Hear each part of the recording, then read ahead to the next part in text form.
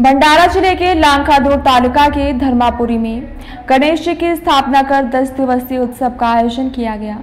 इस दौरान प्रतिदिन शाम को सामूहिक प्रार्थना, रात में भजन कीर्तन और स्कूली विद्यार्थियों द्वारा सांस्कृतिक कार्यक्रम आयोजित किए गए।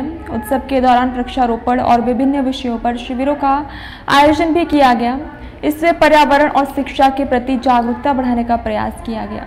सांस्कृतिक प्रतियोगिताओं में भाग लेने वाले विद्यार्थियों को प्रथम और द्वितीय स्थान प्राप्त करने वाले मंडल द्वारा स्मृति चिन्ह देकर के सम्मानित किया गया।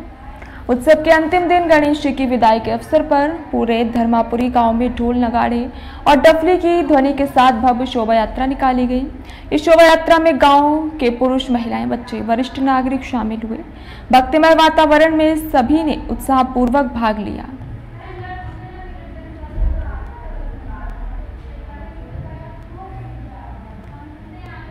गावामध्ये 10 वर्षाची गणेशाची परंपरा कायम राखत आज जुन्या भजनाने शेवटचा निरोप या गणरायाला देण्यात येत आहे। आणि या तरुण बाल गणेश मंडळाने विविध उपक्रमामार्फत भंडारा जिल्ह्यातील लोकांना तुम्ही काय संदेश द्याल?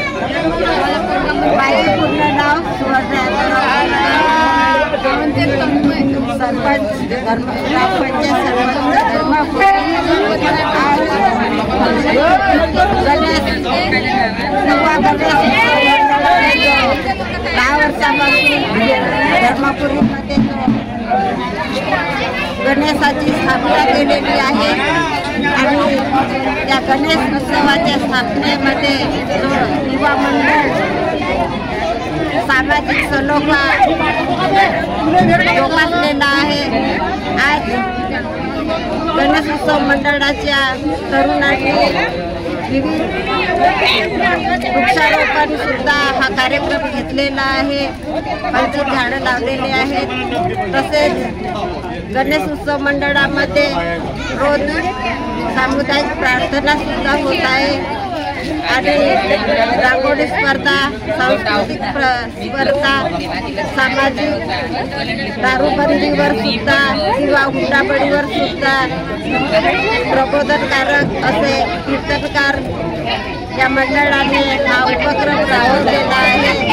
आणि आज बाप्पाला निरोप देताना सुद्धा येथील महिला भगिनी तसेच तरुण पिढीने आज बाप्पाला निरोप देताना भजन मंडळाच्या साहाय्याने असा सुंदर उपक्रम राबवून बाप्पाला निरोप देतात। या ठिकाणी या मंडळाने 10 वर्षाची परंपरा कायम ठेवत दिंडी भजनाने शेवटचा निरोप गणेशाला देत आहेत। या मंडळाच्या माध्यमातून विविध प्रकारे उपक्रम राबवून सामुदायिक प्रार्थना, वृक्षारोपण, हुंडाबळीवर कार्यक्रम, सांस्कृतिक कार्यक्रमातून विद्यार्थ्यांचे नृत्य असे विविध उपक्रम राबवून भंडारा जिल्ह्यामध्ये एक नवीन आदर्श निर्माण केलेला आहे।